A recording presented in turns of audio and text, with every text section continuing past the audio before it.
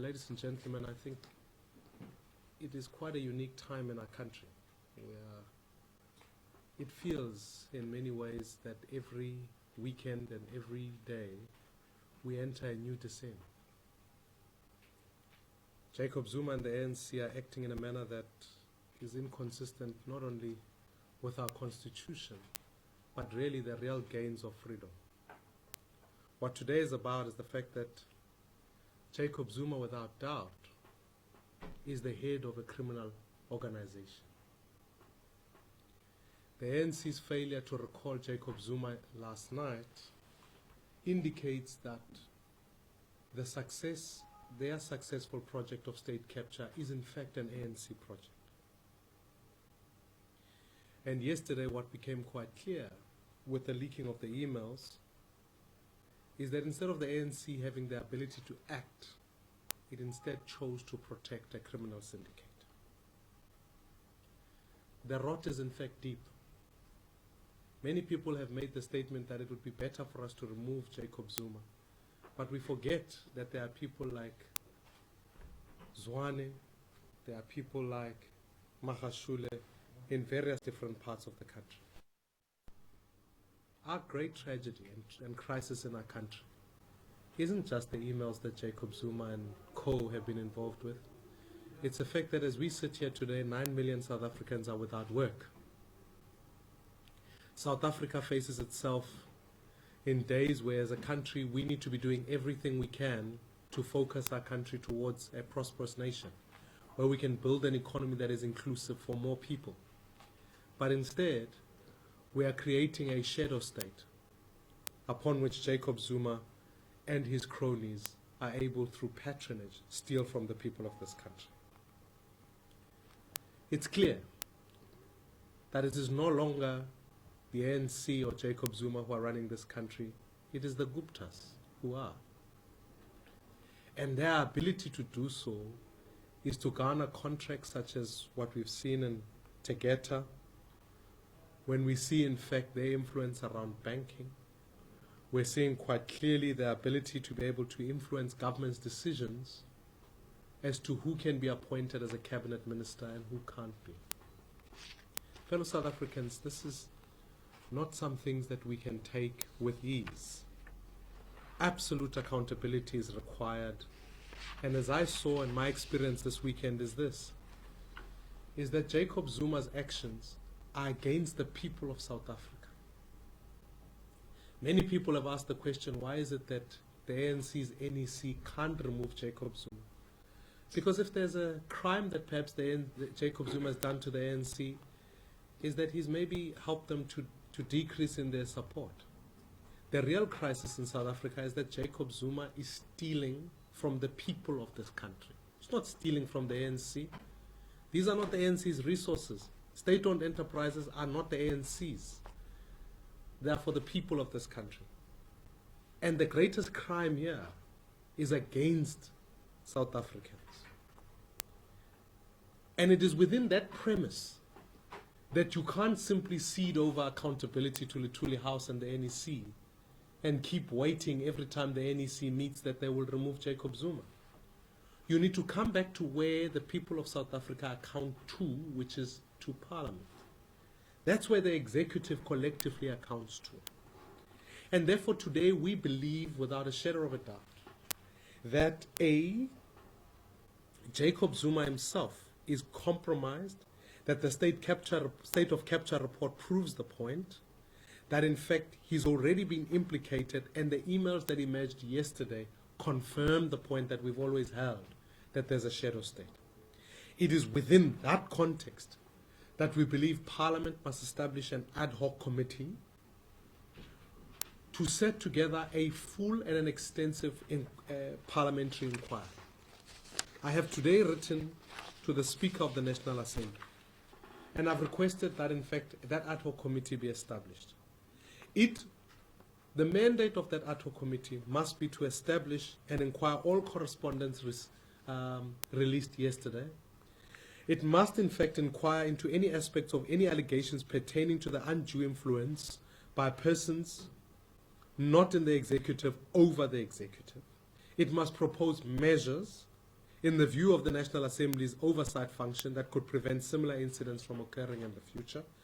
It must propose measures of any irregular appointments which must taken in place as a result of undue influence. And as per standard operation as to how an ad hoc committee must be constituted, it must also have exercises its powers consistent with Rule 167, which means it must have the power to summon Jacob Zuma. Jacob Zuma must come to Parliament to an ad hoc committee to come and give answers about the authenticity of those emails.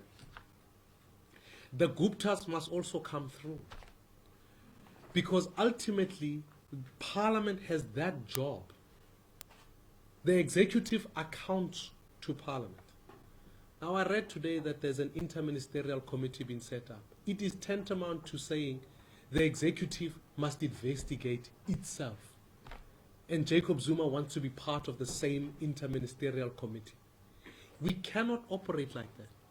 If Parliament loses its power to hold the executive accountable, then the very essence of the democratic project and the authenticity of the state must then be lost.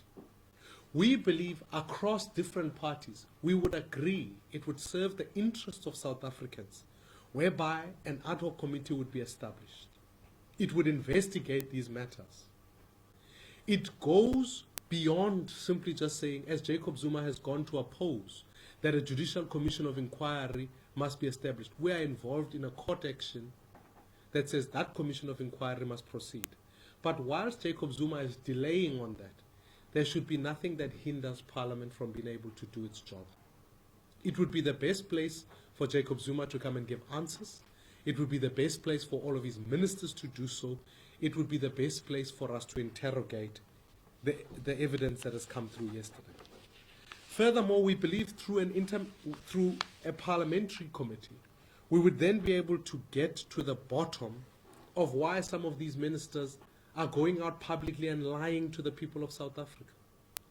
If the emails of yesterday are to be believed, I want to draw your attention to the fact that someone like Des van Rooyen has already in public stated that he paid for the trip himself.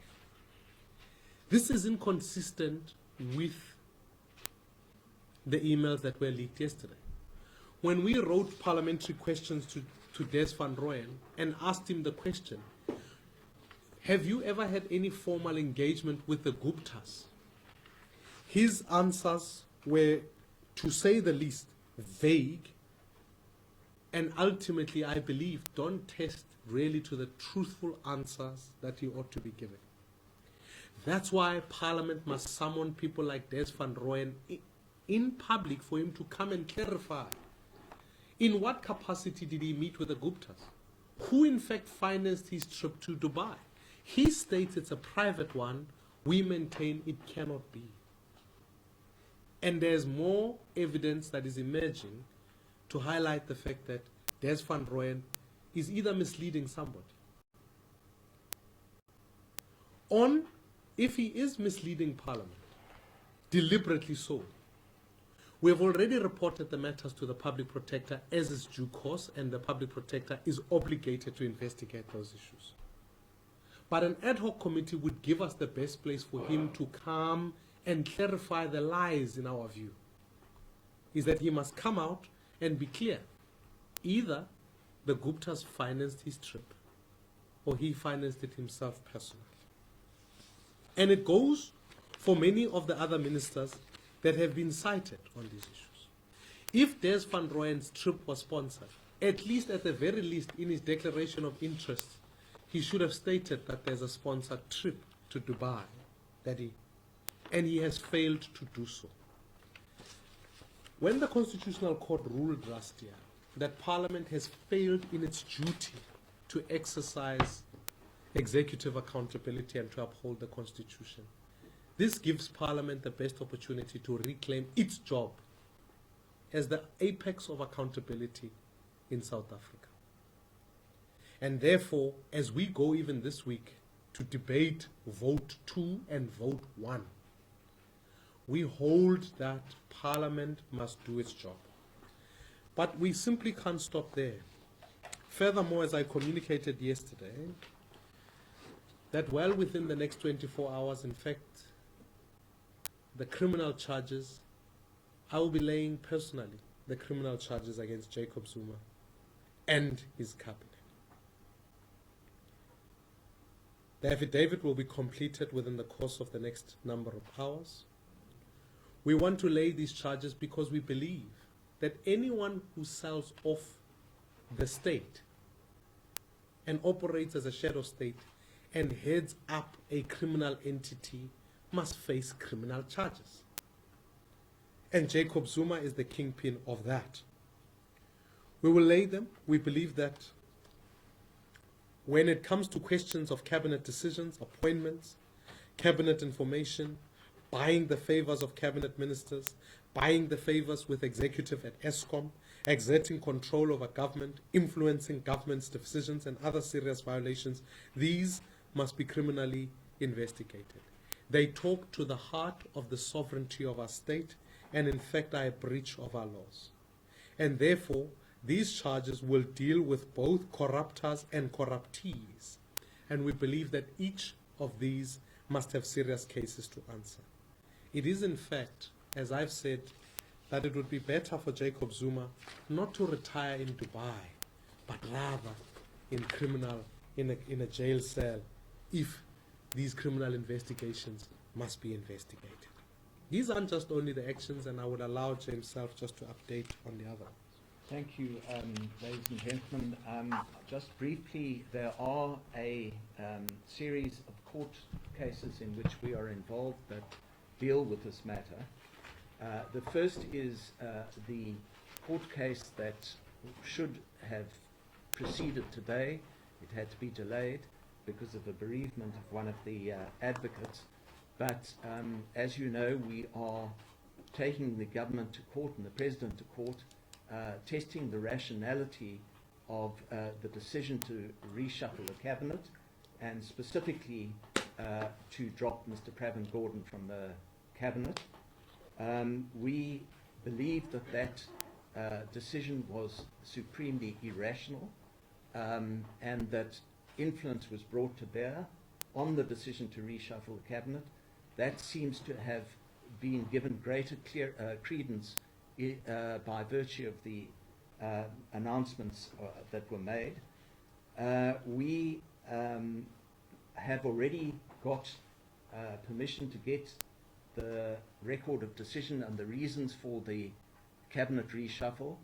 The President is seeking leave to appeal on that, and that leave to appeal will be heard probably on Thursday or Friday of this week. But at issue there are the real reasons for the cabinet reshuffle, not the reasons that were discovered ex post facto. We want to know who put pressure on the President to reshuffle his cabinet and to get rid of certain ministers who were standing in the way of the Gupta family. But in addition to that, we are also involved in a review of the President's decision not to appoint a commission of inquiry into state capture. The President, as you know, has taken the Public Protector's report on review, but has not applied for an interim interdict stopping the remedial action that was ordered by the Public Protector. And as the decision of the Nkandla case goes, that needs to be taken to be implemented unless an interdict is obtained. So that case will come up in October of this year, and it's clear from everything that has before the courts that Jacob Zuma intends to fight the commencement of the commission and is blocking this step to the extent that he can, and he will do so indefinitely, as we know his style, in court after court after court, in order to avoid accountability for the actions that he's taken. For that reason, we do believe that a parliamentary ad hoc committee would be appropriate in the short term. But even if there was a commission of inquiry interstate capture, and the Parliamentary Ad Hoc Committee would do distinctly different things. I think, ladies and gentlemen, as my experience in Zambia reminds us, that when you enter into a constitutional democracy, you operate on the basis of the rule of law, not the rule of men. What Jacob Zuma is trying to do is create the rule of men, where he himself can have oversight over himself. There is no oversight committee over the presidency in Parliament, which is something that I think would be crucial if we're going to hold the president to account. That in fact institutional democracy must work, and one of the key institutions is Parliament. We can't simply, in the name of Balegambete, write off Parliament and its duty. It has a very crucial duty to uphold democracy. And therefore, that is why we believe that that is the first starting point. And we will use every measure to compel that committee to go ahead, for that is where Jacob Zuma must come and account. And he must himself come and give answers around these emails and around his engagements with the Guptas, and must respond to the people of this country. But lastly, as many of you know, we have a motion of no confidence in Jacob Zuma, which has been delayed on the basis of whether or not there will be a secret ballot. I've been on record to say whether it's secret ballot or it's open, my vote is not a secret. Jacob Zuma must be removed as the President of the Republic. But it is only a starting point, because actually it must be the whole ANC that must be removed. I maintain that in 2019 we must look forward to a coalition-led government, because ultimately you can't retain the status quo. Another 5 years of ANC rule will be disastrous for South Africa. Already, as multiple reports are proving, the rot has gone. It is the betrayal of the promise of South Africans. And without doubt, if you retain the ANC in power, you will simply have a different front to the mafia state, but ultimately the mafia state will continue. Therefore, we believe in 2019 South Africans must come out and vote for change. Because today is Jacob Zuma, tomorrow they'll find someone else to protect. And so we believe they must come out so we can restore the hope of 1994 and focus, like many other people. There are many other crises in South Africa, whether it's around education, the safety of our South African citizens, the safety of women in our country. These are issues that we must be engaged with to find solutions. Dealing with a criminal state should be something that we should get rid of as a matter of urgency, so we focus on the business of the people of this country. And I believe 2019 is a crucial opportunity to do so. Thank you very much. Take questions. Mmusi, please. Yesterday, a vote of no confidence in President Zuma failed. What makes you think that, whether secret ballot or not, you will be able to convince some of those ANC MPs to vote? Is it not going to be useless? How sure are you that your vote of no confidence in the president is going to succeed in Parliament? And the ad hoc committee, if Mbete doesn't approve, the establishment of this ad hoc committee, what are you going to do? Are you going to go to court to force her to do that? And also, among those people you want to come and testify, including Zuma, are you looking at people like Mmusi, Jonas, and Pravin Gordhan to also come and testify? Are they included? Okay, let me take those questions. Yes. Mr. Maimane, could you be more specific about what charges you're going to be laying against the President? Where will you lay them? And is there not a case to be brought against the Guptas for corruption? I mean, why not charge them?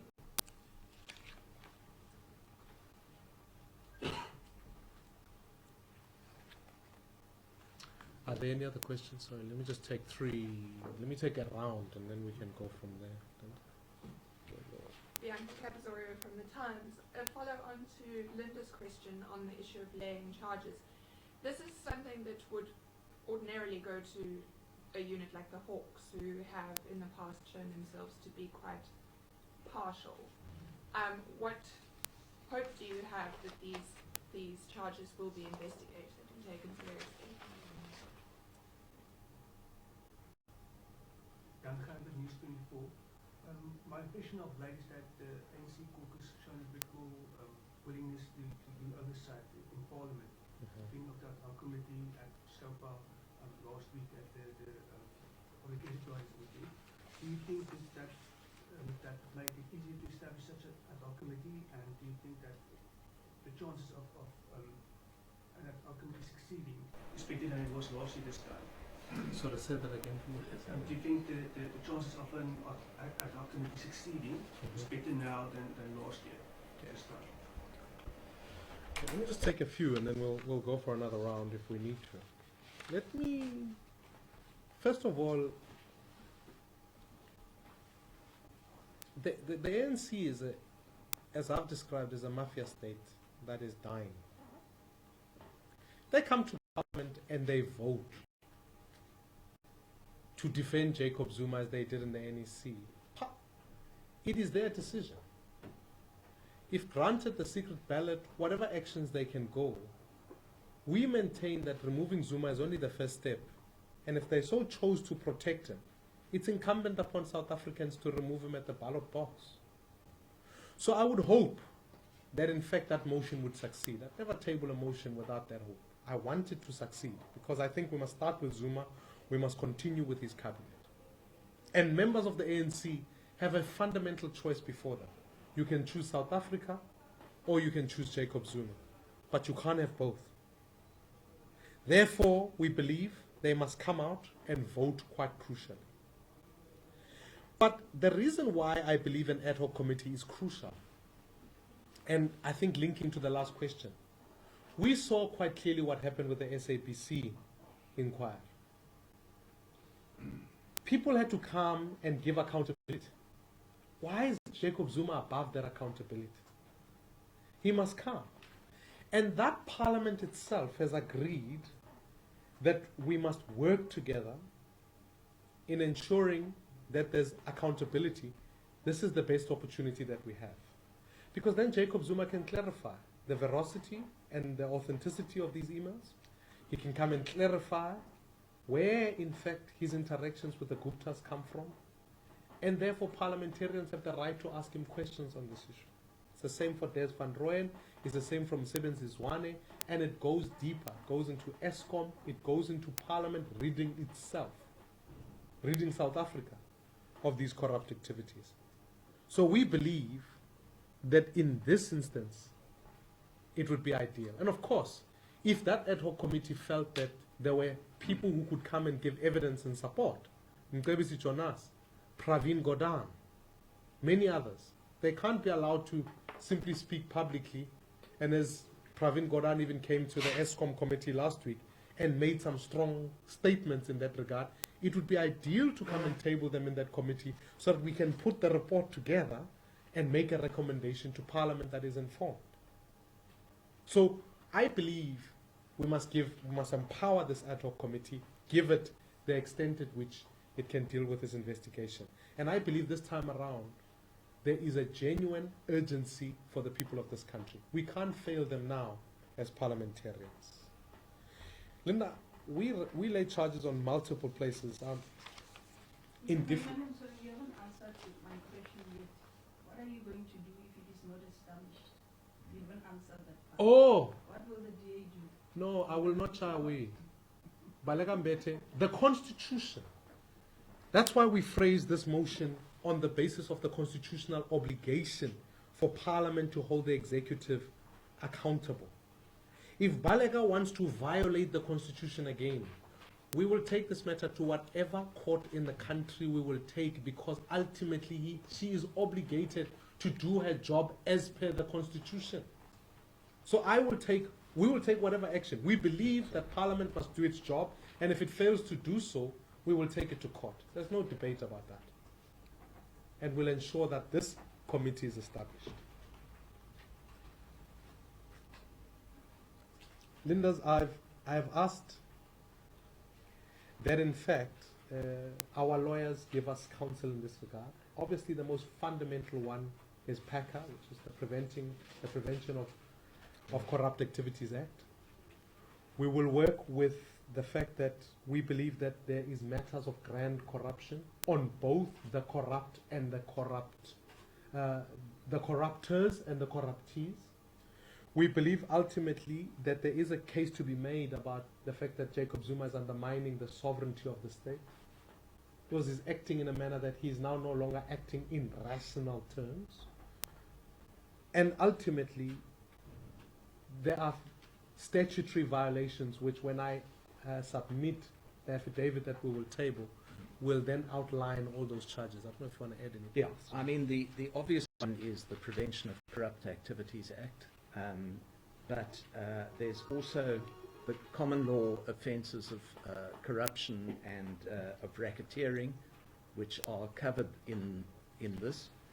But what we are also investigating here is whether the crime of treason has been committed here, because when you undermine the sovereignty of a sovereign state in the way that allegedly took place, there is a case to be made that you in fact are guilty of treason.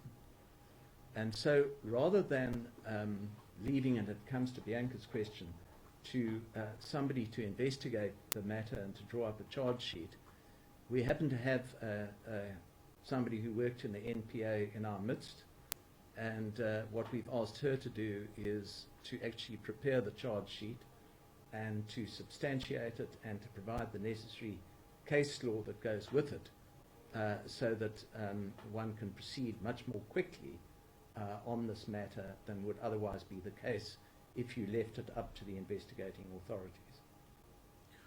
And Bianca, I mean, I think it speaks to the question about whether the Hawks will or not. We have to put priority on this issue. And we believe that there's a case. I mean, there are multiple cases against Jacob Zuma. This is crucial for the safeguarding of South Africa. And so we'll use whatever pressure available to us to ensure that it is investigated and dealt with properly. Jan, to your question around the ANC caucus and their proceedings, I mean, I agree. I think now there's better cooperation across the parties. And as I've said, even in times before, I will cooperate with members of South Africa, particularly MPs from the ANC, who want to put the interests of South Africa first. Now, Jackson Mthembu, the chief whip there, has already made public statements that say we must get to the bottom of this. And if he's serious about it, he will agree with us that this ad hoc committee must be established and the proceedings must go forward. This is not a time for us to grandstand in public and make statements that we simply are not serious about following through with. It's a time now that in fact say, are we going to allow our state to be sold off to someone else? And I maintain that it's better for us to work in a bipartisan manner across the benches, set up this committee and investigate it thoroughly. And whatever the recommendation is that goes to Parliament can influence crucially the decisions that Parliament would like to make. And that's why I've put an urgency to the Speaker to say it must submit its report to Parliament, hopefully by the 31st of July, 2017. There is just one other aspect to that which substantiates your point, and that is that both Mr. Maimane and I served on the last ad hoc committee on Nkandla, and in private conversation to ANC colleagues who served on that committee, they are incredibly angry that they were pushed in there to defend the president and were fed what effectively were a pack of lies, and then had to defend those lies because they feel that their own personal credibility was at stake. So if and when this ad hoc committee is established, I firmly believe that you are going to find a different attitude than the attitude that was evident during the ad hoc committees on Nkandla. Let me take more. Linda, and then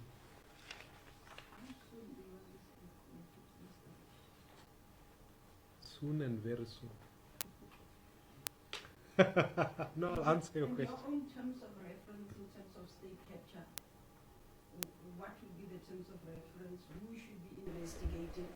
Would the focus be on Guptas, for example? What about if there's state capture in provinces, in municipalities, and so on? So when you want to look into state capture, what should be the terms of reference? I will reread them for you, Mercedes, in a moment. Any other ones? Yes, sir. Are you buoyed by the current level of inter-party cooperation, like we've seen in the Public Enterprises Committee, to set up a parliamentary committee, Public Enterprises Committee inquiry into issues surrounding ESCOM? Is that quite positive for you? Sorry, my question. You recognise me, but I didn't Oh, speak. you are Yes. recognized, Honorable Member. So,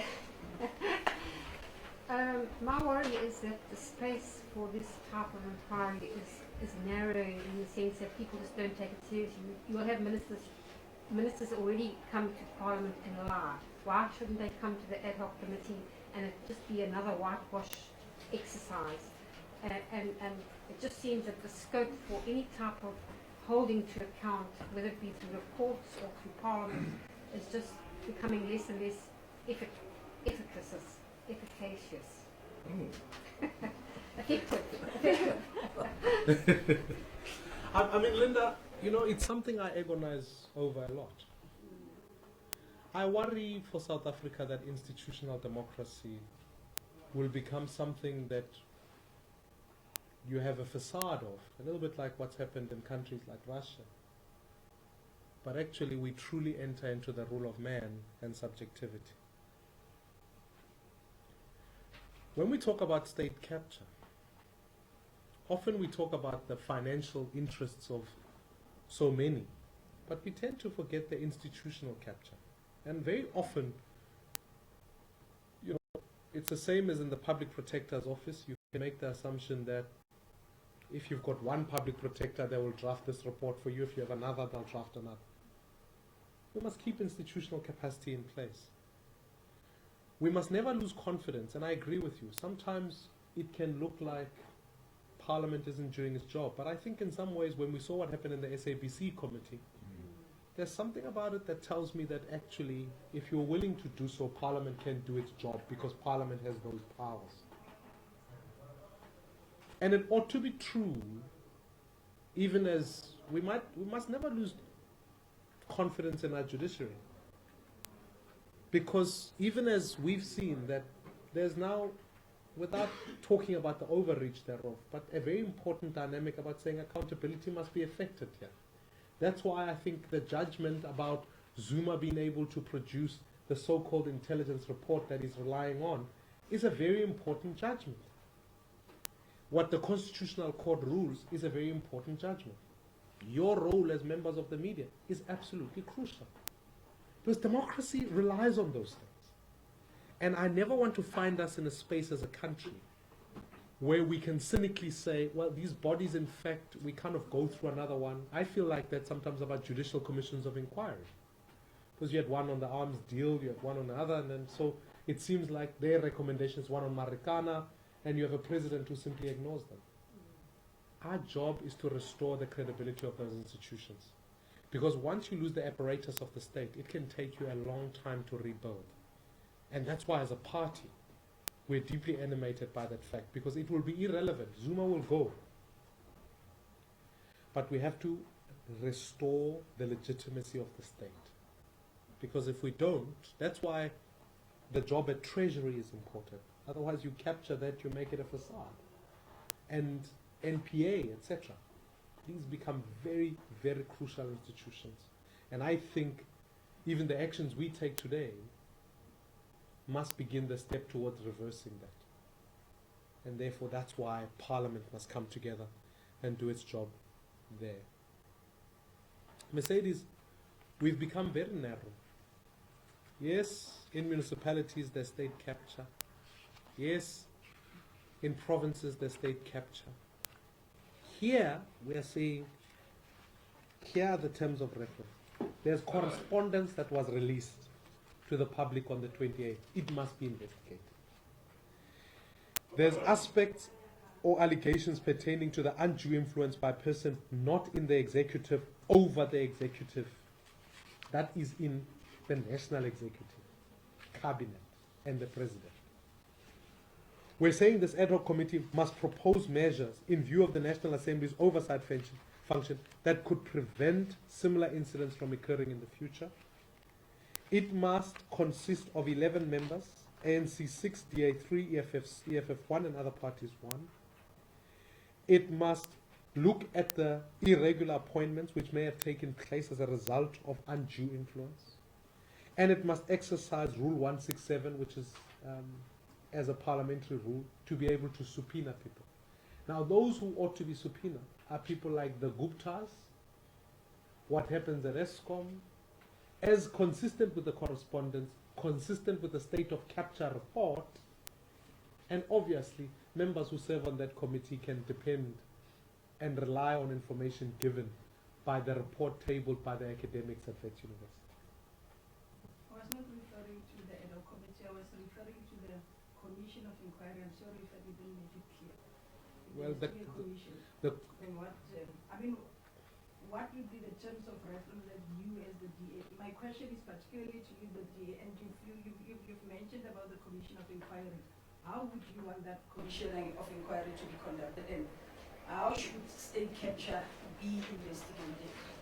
Well, as you know, the public protector acquired a great deal of information while she was doing the report, but was not able to finalize the report before her term of office came to an end.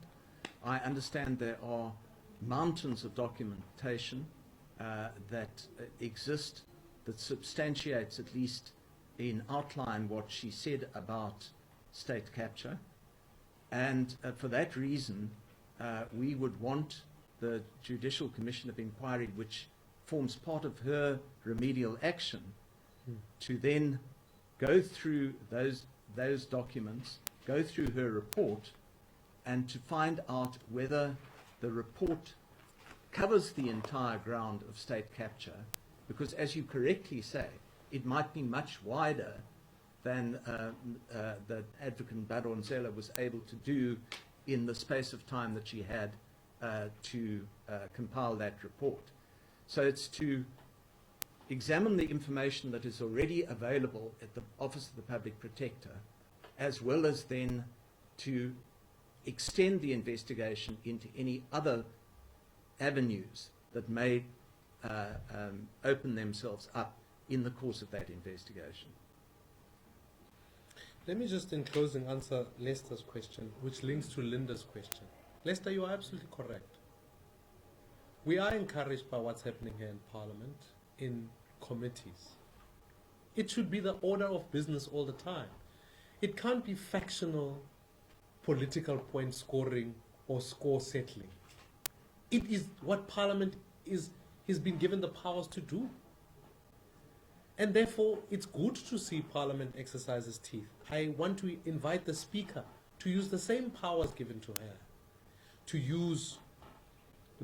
restore the credibility of the institution, make sure executive oversight as derived from the Constitution is upheld, and that in fact the ability to subpoena people be exercised. That's why we are positive about it. We believe it's the right way to go for South Africa, and will ultimately go a long way in ensuring that we begin to address what, in fact, when you call it state of capture, people sometimes get a bit confused. It is grand corruption and thieving at the highest level. It's a mafia state.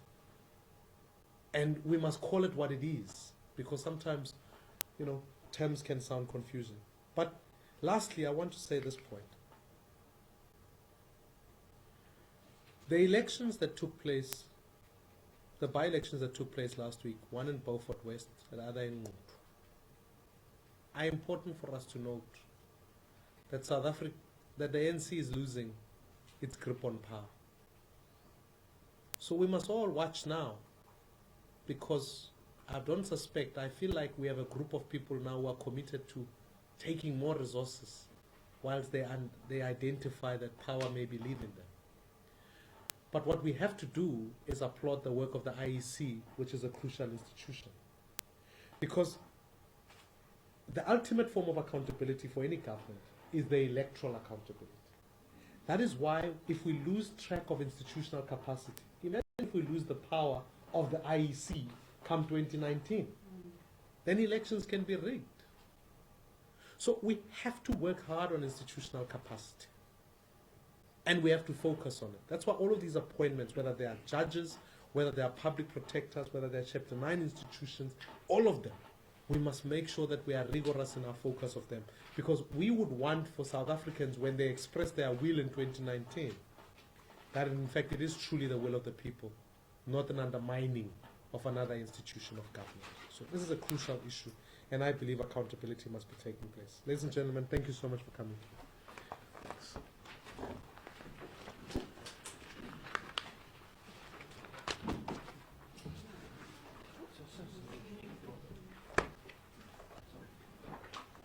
Khosia, ga o mpatle ka dipuo tse ding ka jeno. No.